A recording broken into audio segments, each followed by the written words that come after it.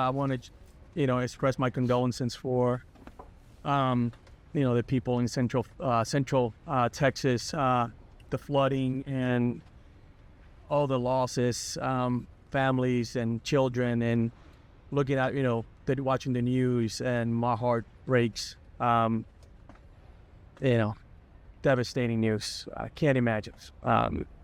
It's a father and husband and two girls, reading the news about that kids in that camp, and just really heartbreaking. So praying for those families and for all our neighbors. Obviously take a step back and, for me, pray for those families and those individuals. And then, obviously, the Houston Astros organization has done a great job of, kind of being an outlet of support. And if there's, things that we can do, I'm sure that we will. And, at the end of the day, it's like you said, it's a tragedy, and your heart goes out to those families, and you just pray that, that they get what they need to get through this. Just going through that, me and my wife talk about it. It's awful.